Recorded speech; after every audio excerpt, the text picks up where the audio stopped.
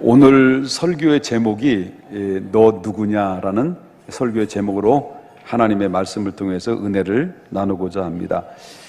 지난주에도 이제 우리가 말씀을 통해서 요한복음의 서론적인 말씀을 드린 적이 있습니다.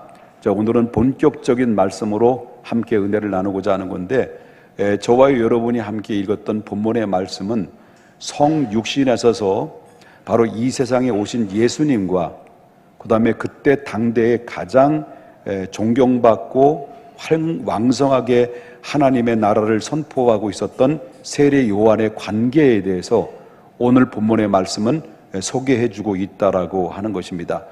자, 예수 그리스도께서는 성육신에 서서 이 세상에 오셨습니다마는 외형상으로 볼 때는 세례 요한이나 우리 인간의 평범한 사람들이나 다를 바 없이 인간의 몸으로 오셨다라고 하는 것입니다.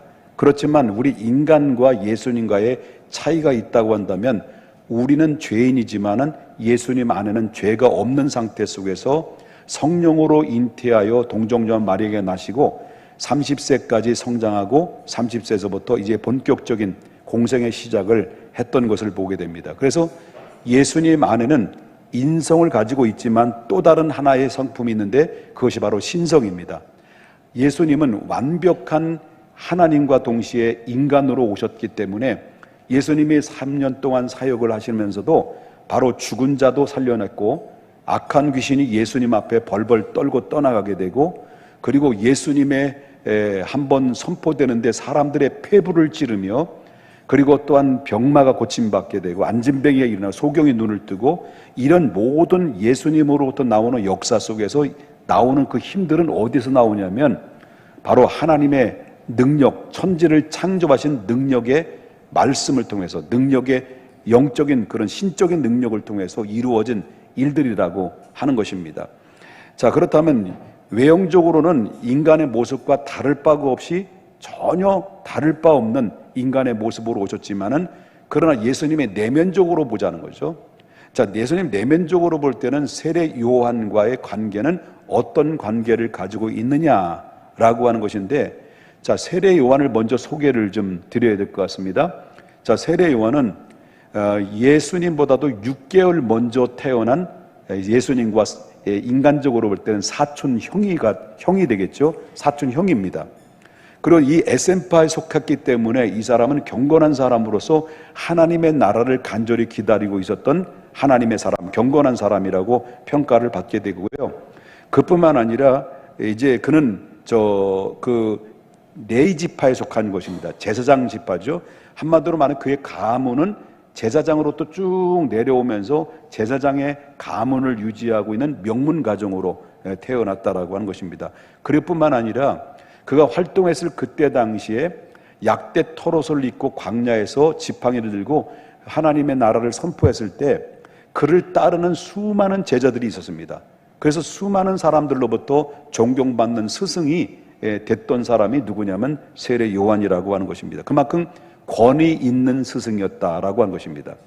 그리고 전국적으로 이 세례 요한을 통해서 이루어지는 운동이 바로 뭐냐면 회개하라 천국이 가까웠다라는 말씀이 선포되면서 회개 운동을 일으키고, 그 회개의 표시로 바로 뭐냐면 강가를 만나게 된 백성들이 몰려올 때마다 그들에게 물로 세례를 베풀면서 이스라엘 백성들을 각성시켰던 사람이 세례 요한입니다.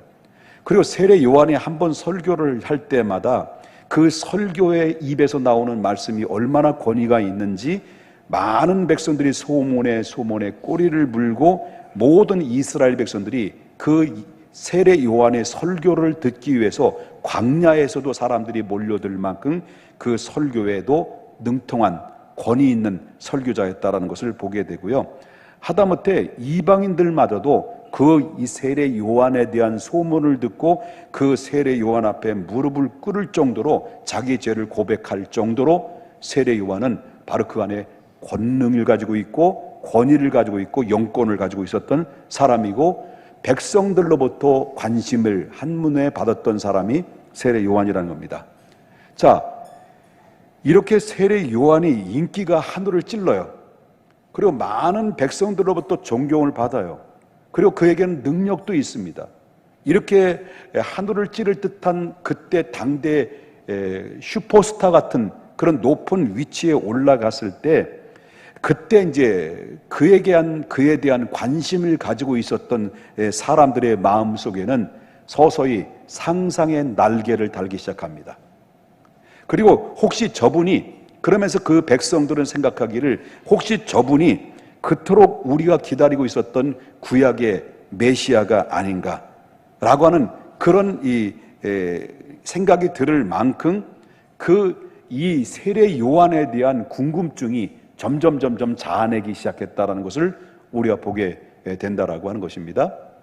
자, 하다못해 그때 당시는 유대 사회에 오늘날에도 정치, 사회, 경제, 문화 이런 여러 가지 전반적으로 상당히 타락되어져 있는 이런 모습들을 우리가 눈여겨볼 수가 있던 것처럼 그때 당대에도 마찬가지로 바로 정치나 종교가 상당히 타락되어 있었다는 것을 보게 되는데, 그들은 마음속에 정치하는 사람이나 종교인들이나 유대교의 그 유대 사회를 바로 권력을 장악했던 이 세력들이 바로 예수님께서는 언젠가는 이 이스라엘 땅에 오실 거라는 것을 성경의 역사 속에서 그들은 늘 기억을 가지고 있고 알고 있었지만, 혹시라도 메시아가 올까봐 전전긍긍했던 그때 당시에 타락한 유대 지도자들까지도 세례 요한이 딱 등장하니까 세례 요한을 향해서 긴장을 하게 되고, 세례 요한에서 경계심을 갖게 되고, 세례 요한이 도대체 어떤 존재냐, 과연 성경에서 말했던 메시아가 왔는가라고 하는 만큼 관심을 갖게 됐던 것입니다. 그만큼 백성들이 400년 동안 하나님의 역사도 이루어지지 않았고, 그리고 또한 선지자도 보내지 않았고, 신구약 중간사라고 말하는데 400년 동안 아무런 하나님의 이스라엘 백성들에게 나타난 현현하신 일들이 없었습니다.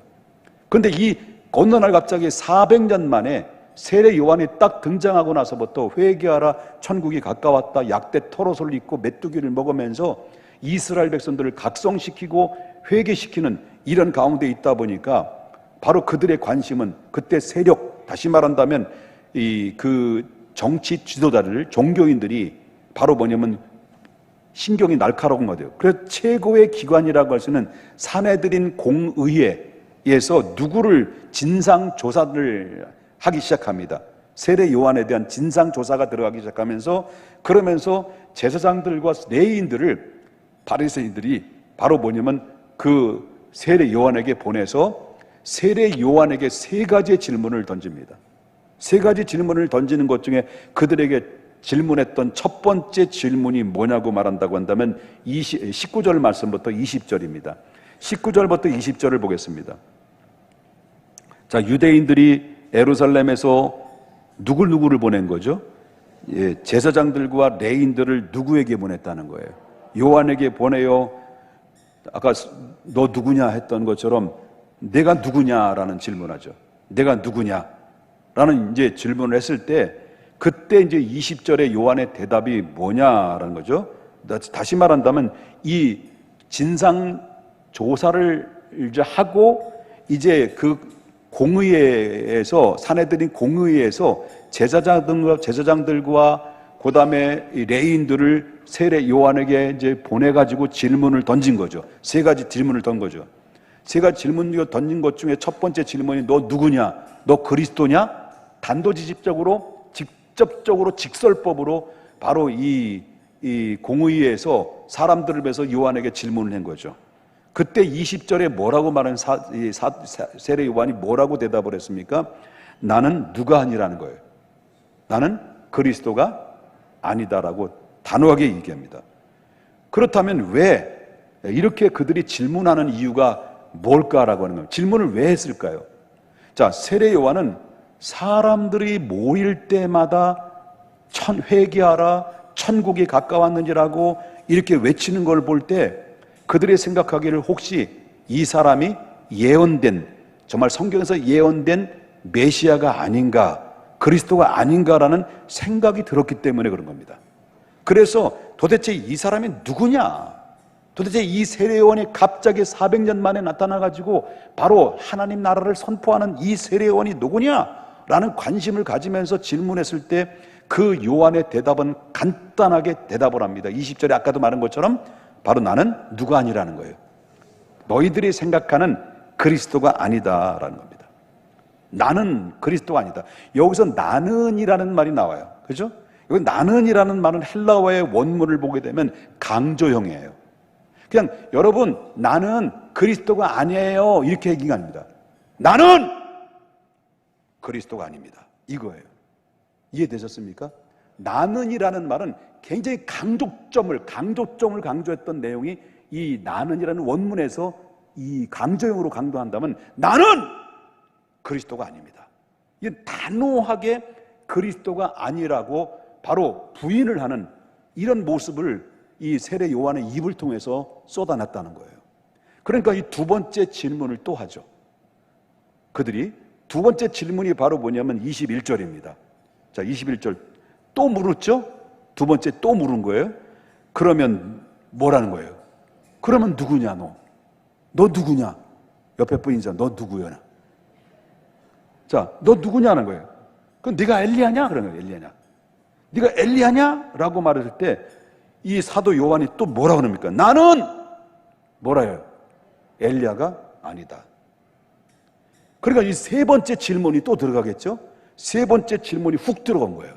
그러면서 바로 뭐냐면 21절에 이제 쭉 중반절, 그러니까 나는 엘리야가 아니다라고 할 때 또 묻대. 세 번째 문은 그럼 내가 누구냐고 질문하는 거예요. 네가 그 선지자냐? 그 선지자냐라는 것은 구약에서 선지자 중에서 가장 훌륭한 선지자는 그때 유대사회는 모세로 여기서 모세로 생각했단 말이에요. 그러니까 이 모세냐라는 거, 네가 모세냐? 네가 선지자냐? 라고 물었을 때 그때 또 세례 요한이 뭐라고 말합니까? 아니다 말이에요. 그러면 내가 그리스도도 아니고 엘리야도 아니면 너 선지자냐? 아니다라고 말하니까 그러니까 그들이 물은 거죠. 또 그러면 네가 그리스도도 아니고 네가 엘리야도 아니고 네가 선지자도 아니면 그럼 도대체 넌 뭐냐는 거예요.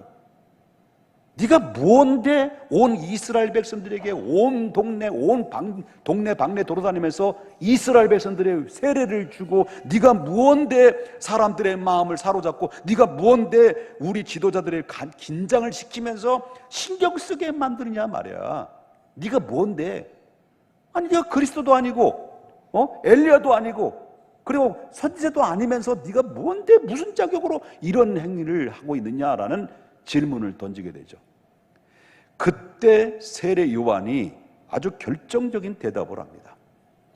그 결정적인 대답이 바로 뭐냐면 23절입니다. 23절 다 같이 한번 읽어볼까요? 여기 있잖아요. 이게. 다 같이 읽겠습니다. 시작. 이르되 나는 선지자 이사야의 말과 같이 주의 길을 곧게 하라고 광야에서 외치는 자의 소리라 했습니다. 소리. 그러니까 주의 길을 곧게 하라고 광야에서 외치는 자의 소리에 불과한다 이렇게 말했습니다. 그럼 여기서 소리라고 하는 말은 뭐냐? 소리라고 하는 말을 직역하면 뭐냐면 전령이다. 이렇게 전령이다라고 말해요. 그리고 그때 당시 전령이라는 게 뭘까요? 우리나라를 볼 때 옛날에 조선 이전 시대 때부터 바로 뭐냐면 이 왕이 이제 민정실차를 나갈 때가 있잖아요. 민정실차를 나갔을 때 이미 막 길을 닦고 어디 방문하게 되면 집도 예비하고 막 하잖아요. 근데 길을 딱 민정실차를 할 때 쭉 길을 가다가 그냥 왕이 먼저 앞장서는 게 아니잖아요. 그때 앞에서 어떤 한 사람이 외치죠. 길을 비켜라! 그리고 황제 폐하가 나가신다. 다들 엎드려거라. 했단 말이에요. 그럴 때 백성들은 성은이 만극하나이다 하고 길을 딱 비춰가지고 왕이 지나가도록 하는데 길을 비켜라라고 외치는 자가 누구예요? 전령이에요. 이 신학적으로 말한다고 한다면 바로 메시아의 길을 예비하는 자. 그리고 예수님의 오시는 길을 만드는 자, 이런 자를 바로 전령이라고 말합니다. 이 세례 요한이 말하는 것은 바로 나는 그리스도가 아니요 엘리야도 아니요 선지자도 아니라 다만 주의 길을 바로 곧게 하라고 광야에서 외치는 자의 뭐라고 얘기한 거예요? 전령이다. 소리에 불과한다. 그렇게 세례 요한이 겸손하게 그들에게 대답을 했다라고 하는 겁니다.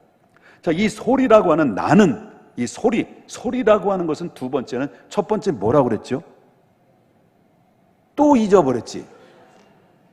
예, 아무래도 이 송편에 후유증이 있는 것 같아요. 아마 쉰 거 먹은 거 아니야 또? 전령이라고 말했습니다. 그리고 나는 누구의 뭐에 불과하다고요? 소리에 불과하다. 이 소리라고 하는 말은 두 번째는 나는 실체가 아니다라는 거예요. 실체는 누구냐? 실체는 예수 그리스도고 나는 그분의 소리에 불과하다. 그런 얘기입니다. 그리고 이 세례 요한은 예수님에 대한 소개를 이렇게 하죠. 뭐라고 말합니까? 나는 소리에 불과하지만 예수님은 이런 분입니다 라고 세례 요한이 할 때 26절부터 27절 보겠습니다. 요한이 대답하되 나는 물로 세례를 베풀거니와 너희 가운데 너희가 알지 못하는 그 한 사람이 조금 있으면 등장할 것인데 곧 내 뒤에 오시는 그라. 나는 그분의 신발끈을 풀기에도 감당하지 못하는 존재다라고 하면서 그분을 극대화시켜요. 내가 그리스도가 아니라 내 뒤에 오시는 그분이 바로 그리스도인데, 바로 내가 그분 앞에서 신발끈을 풀기에도 감당할 수 없는 존재다라고 바로 이렇게 얘기했다는 거죠. 그러면 그때 신발이라고 하는 신발을 이해할 필요성이 있죠. 지금 우리가 그때 옛날이나 지금은 뭐 이제 그 신발은 다 다르지만 신발은 뭐 그냥 발에 끼고 다니는 거잖아요. 그런데 옛날에 신고 다녔던 신발들은 바로 샌달이었습니다. 샌달. 유대 사회에 신고 다녔던 샌달인데, 지금 우리가 이제 샌달 그러면 그냥 발가락만 쑥 집어넣으면 들어가잖아요. 그런데 그때 당시의 신발은 이 가죽의 바닥으로 발바닥을 얹어놓고 거기에 가죽을 뒤집어 쓰고, 그리고 밑에서부터 가죽끈을 묶었어요. 그리고 이제 발등을 덮을 수 있는 가죽이 없으면 그냥 쑥 집어넣고 이 가죽끈으로 발등하고 밑에 바닥하고 가죽바닥하고 무슨 말인지 더 이상 안 해도 했어요. 이걸 가지고 뭐라고 말하냐면 옛날 성경은 신들매라고 그랬습니다. 그 신들매가 어떻게 생겼냐, 여러분 도움을 좀 얻기 위해서 그림을 잠깐 보도록 하겠습니다. 어떻게 생겼는지. 이렇게 생긴 겁니다. 저 발은 내 발 아닙니다.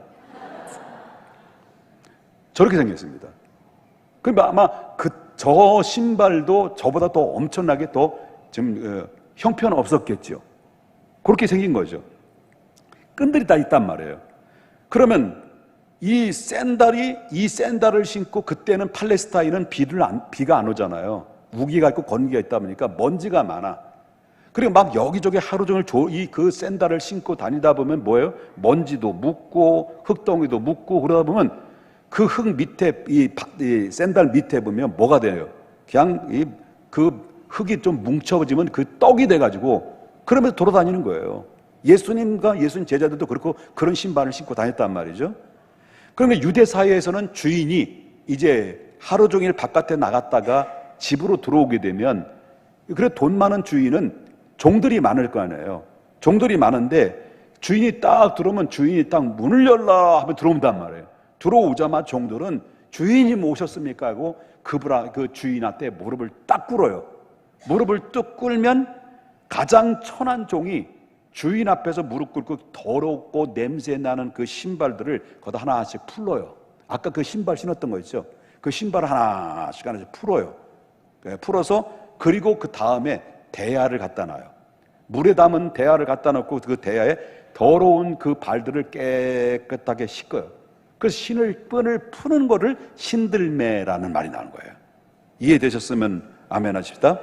그래서 이런 종들이 어떤 일들을 하냐면, 이런 종들은 일단 평범한 종들이 아닙니다. 가장 밑에 계층, 아주 천한 계층의 종들이 그 일들을, 주인의 발을 닦고 주인의 그 신을 풀어주고 그리고 발을 닦아주는 그런 일들을 했다라고 하는 거죠. 자, 그런데 이 세례 요한이 말하는 것은 바로 뭐냐면 자신이 그렇다는 거예요. 예수님 앞에 자신을 비추어 보면 나는 어떤 존재냐? 내 그리스도도 아니고 엘리야도 아니고 바로 나는 선지자도 아니라 나는 예수님 앞에서 그것조차도 감당할 수 없는, 신들매 풀기도조차도 감당할 수 없는 존재다. 나는 그분의 소리이며 그분의 신들매 풀기도 감당할 수 없는 존재다라는 것을 이야기를 하는데, 세례 요한은 예수님 앞에서 가장 낮은 종으로서 바로 예수님을 극대화시키고 자기를 겸손히 낮추는 그런 모습을 이 성경의 오늘 본문에서 엿볼 수가 있었다라고 하는 것입니다. 여러분, 사실 따지고 보면 그 많은 사람들로부터 추종받았던 사람이 누굽니까? 그때 당시 예수님은 모르는 사람이에요. 예수님은 관심밖에 등장이 안 됐었기 때문에 이미 6개월 전에 등장되어 있던 가운데 세례 요한은 백성들로부터 관심을 받고 추종을 받는 이런 위대한 사람으로 평가를 받은 사람이었죠. 그 예수님께서도 세례 요한에 대해서 마태복음 11장 9절부터 11절에 이 여자가 낳은 자 중에서 가장 훌륭하고 가장 큰 자라고 예수님이 아주 이 세례 요한을 극찬할 정도로, 그때 당시에는 세례 요한은 슈퍼스타였습니다. 예수님은 이름도 없는 사람 위치에 있었던 거죠. 그런데 그런 얘기를 한 거예요. 자, 그럼에도 불구하고 이 세례 요한은 자신이 나는 예수님 앞에서 가장 천한 종이 되기에도 부족한 종이다, 이렇게 고백하면서 그분 앞에서 말합니까? 납작 엎드려지고 모든 스포트라이트를 누구에 비춰줍니까? 예수님에게 비춰줍니다. 이게 세례 요한의 모습, 겸손한 모습이었다는 겁니다. 아니, 모든 사람들이 자기를 메시아로 주목할 만큼, 그리고 그는 이미 최고의 인기가 높아져서 하늘을 찌를 수 있는 그런 위치에 있는 사람에도 불구하고 그 권위는 하늘을 찌르는 상태고, 세례 요한은 얼마든지 그 안에서 교만이 올라가서 자기가 맞다, 내가 메시아다라고 얼마든지 제2의 이만희 저만희가 될 수도 있고 제2의 정명석이 될 수 있는 가능성이 많고, 제2의 하나님 어머님, 개떡 같은 그 어머님 같은 사람도 될 수 있는, 이런 얼마든지 할 수 있단 말이에요. 교만할 수 있단 말이에요. 내가 그리스도다, 이렇게 얘기할 수 있는 위치가 그때 당시 세례 요한에게는 있었어요.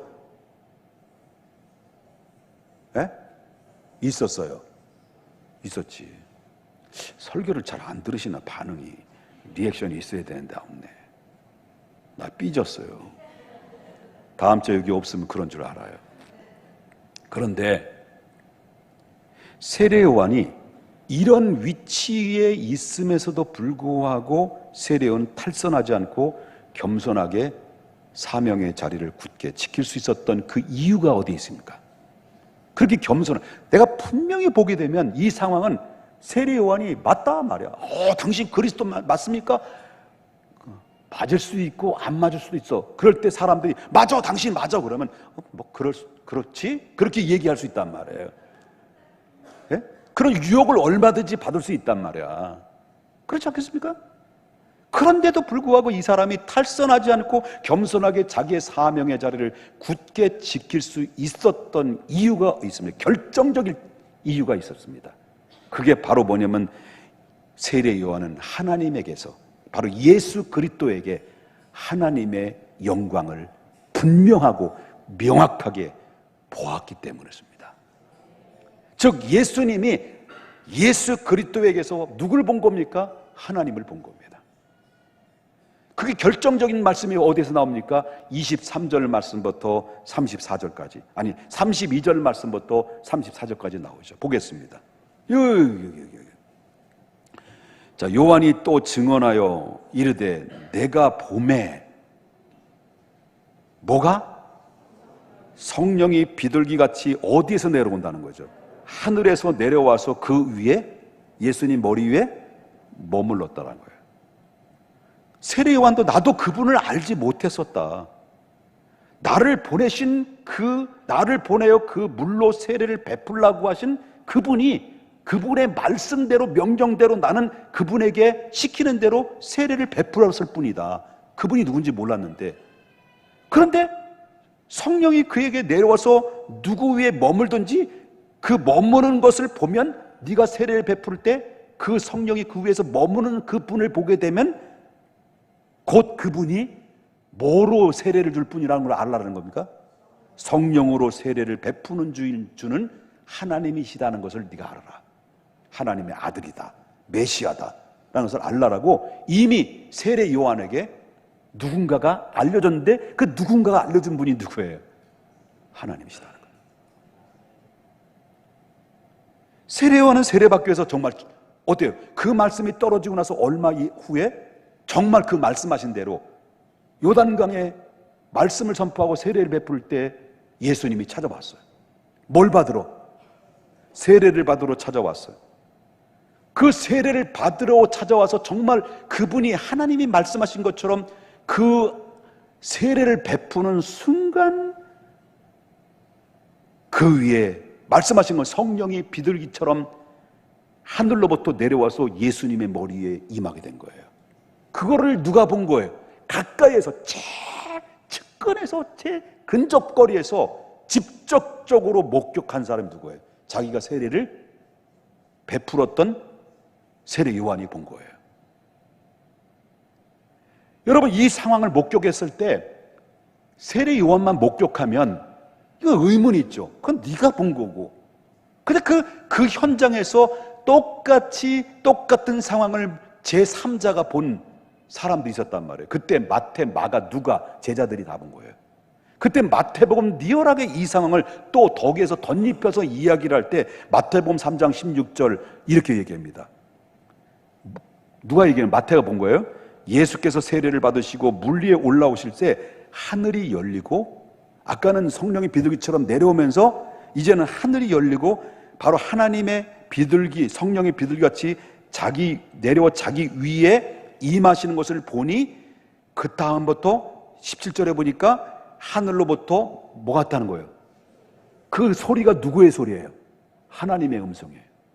하나님의 음성이 우레같이 쏟아지는 음성이 내려질 때 그 말씀하시되 이는 다 같이 내 사랑하는 아들이요 내 기뻐하는 자라.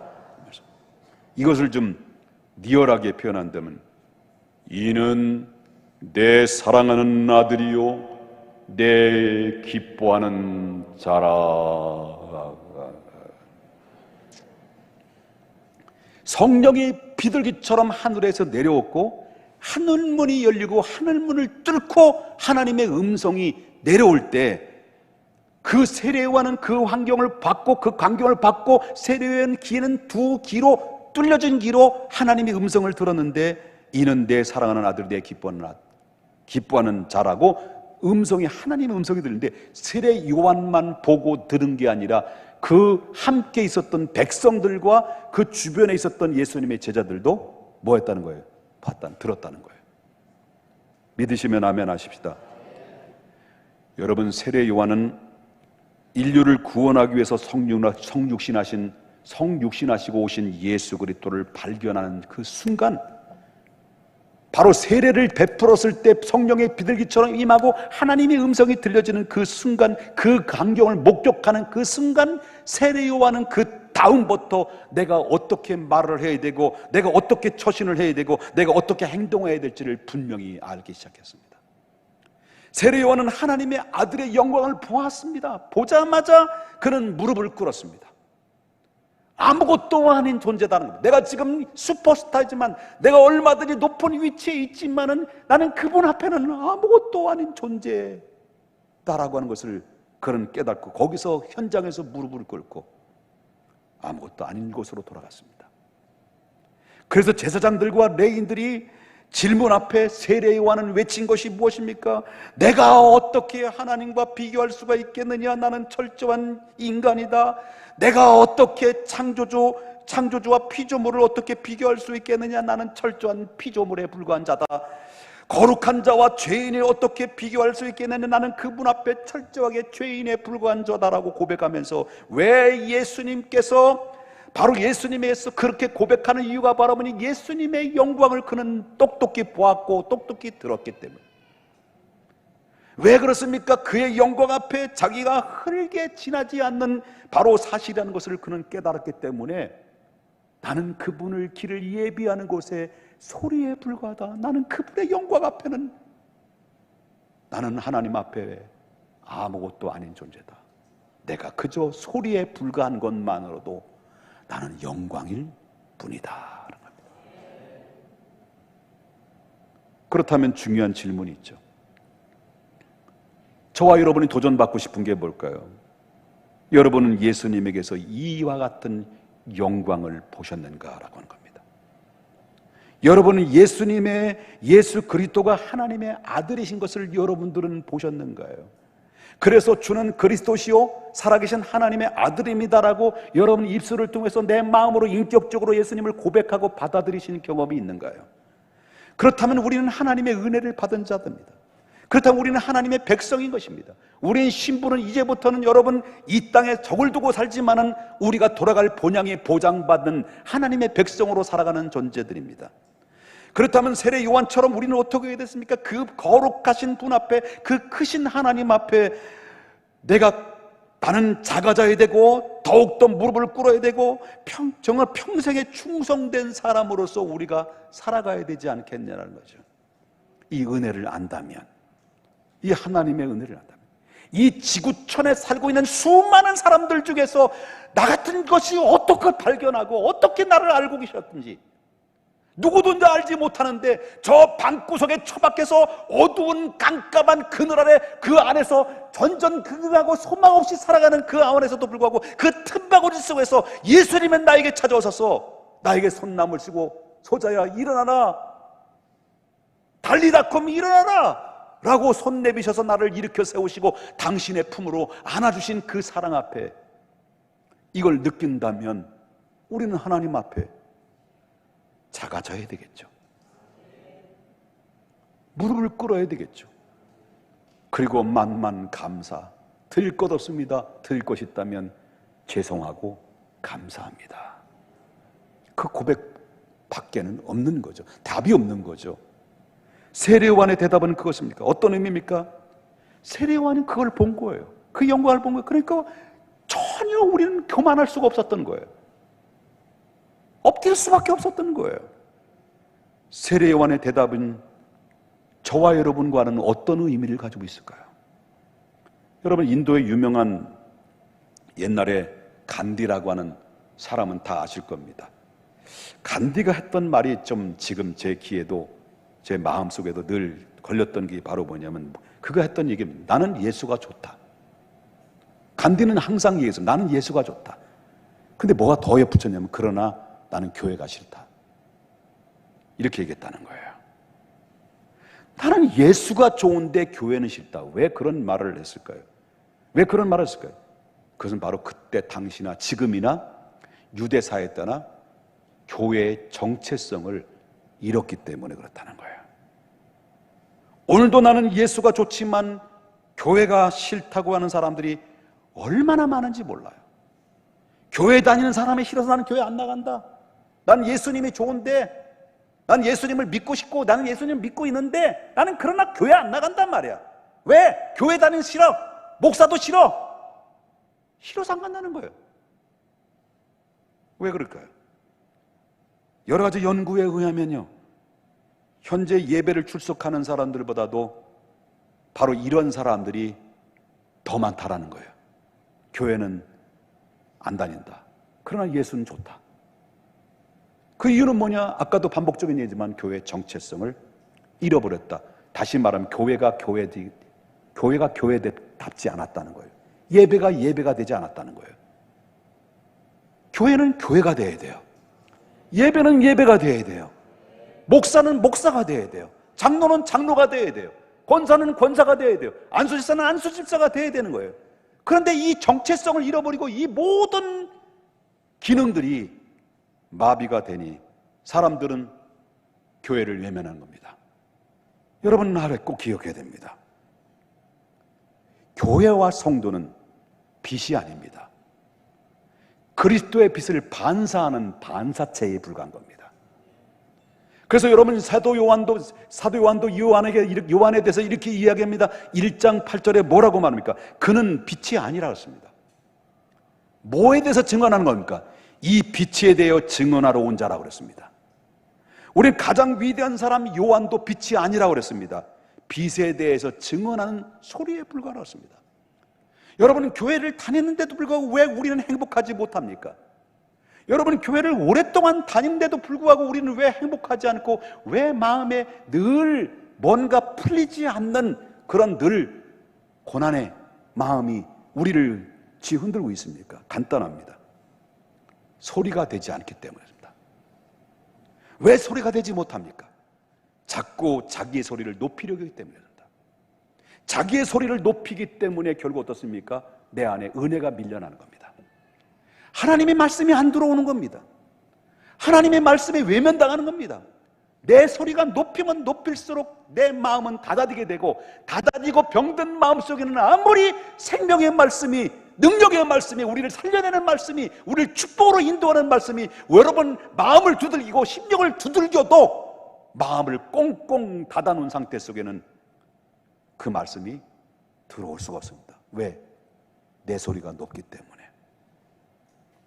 오늘날 많은 그리스도인들이 자기가 예수의 신발끈을, 예수가 자기의 신발끈을 풀어주기를 기대합니다. 오히려 예수님, 내 발에 신발을 좀 풀어주십시오. 우리는 이 중심으로 살아가는 겁니다. 그래서 우린 기도할 때도 주님, 내 신발끈을 좀 풀어주십시오라고 기도하는 거 아닙니까? 그래서 그것이 뭡니까? 주시옵소서. 내가 무엇을 드려야 됩니까? 하나님 나에게 베푸신 게 너무나 많은데 아낌없이 하나님이 독생자 예수를, 우리를 구원하기 위해서, 나 같은 놈을 구원하기 위해서 예수님을 내주기까지 십자가의 사랑으로 쏟아주셨는데, 내가 은혜를 받았는데, 내 그 영광을 받았는데, 내가 사명자로 부름받았는데, 내가 이제부터는 무엇을, 내가 오로지 하나님 앞에 어떻게 드리는 삶을 살아야 되겠습니까? 라고 이렇게 신들매 풀기도 감당할 수 없는 존재라고 겸손하게 주님 내 신발끈을 좀 풀어주십시오. 오히려 예수님을 종부리듯 하는 것이 아니겠냐. 이게 바로 내 소리가 높이는 거 아니겠습니까? 미안해요, 소리 질러서. 그럼 한번 고민을 해봐야 되지 않겠습니까? 여러분 가장 아름답게 사는 방법이 뭔 줄 아십니까? 간단합니다. 신들매 푸는 종의 모습으로 생각하면 됩니다. 신발끈을 푸는 자는 자세는 어떤 자세일까요? 신발끈을 푸는 자세는 제일 먼저 무릎을 꿇고 낮은 자입니다. 하나님 겸손한 자를 기뻐하십니다. 교만한 자를 경멸하십니다. 하나님의 영광을 가르치려는 것도 교만한 겁니다. 하나님은 제일 먼저 무릎 꿇는 자를 좀, 고개를 숙이는 자를 좋아하는 겁니다. 그런데 내가 낮아지면 낮아질수록 누가 보이는가? 그리스도가 보입니다. 내가 일어서면 일어설수록 누가 가려집니까? 그리스도가 가려집니다. 여러분 나 때문에 그리스도가 낮아진 적이 있습니까? 나 때문에 그리스도가 가려진 적이 있습니까? 나 때문에 그리스도의 영광을 가려진 적이 있습니까? 내가 언행 심사로 인해서 그리스도인답지 못한 삶 속에서 내가 믿음의 사명을 감당하지 못하는 것 때문에 그리스도가 보이지 못하게 만들고 그리스도를 바로 낮아지게 만들고 이런 것은 없습니까? 내가 커지면 커질수록 그리스도는 작아지는 겁니다. 내가 작아지면 작아질수록, 겸손하면 겸손할수록 나를 통해서 그리스도가 드러나는 것입니다. 나를 드러내는 순간 빛은 가려지는 겁니다. 그리스도를 드러내는 순간 빛은 더욱더 영롱한 광명한 빛으로 우리를 흔들어 놓는 겁니다. 이 시대의 성도들과 교회는 새 요한의 고백으로 돌아가야 됩니다. 나는 소리일 뿐입니다. 나는 실체가 아닙니다. 나를 통해서 그리스도가 드러나기를 원합니다. 나는 자격이 없지만 더 낮아진 마음으로 하나님 앞에 내가 쓰임받는 것에 대해서 감사하고, 지금까지 나를 살아온 내 인생을 보면 어느 것 하나 하나님이 나를 만져주지 않고, 어느 것 하나 하나님 나를 지켜주고 나를 간섭하지 않은 것이 없고, 내가 지금 여기까지 온 것은 내 힘이 아니라 하나님의 은혜였습니다라고 고백하는 사람들은 더 이상 내 소리를 높이는 것이 아니라 그리스도를 높이는, 그리스도를 향한 목소리를 높이는 하나님의 사람이 되어야지 되지 않겠습니까? 이 은혜의 마음이 주님 오실 그날 때까지 변치 않는 우리 모두가 될 수 있기를 주 예수의 이름으로 축원합니다.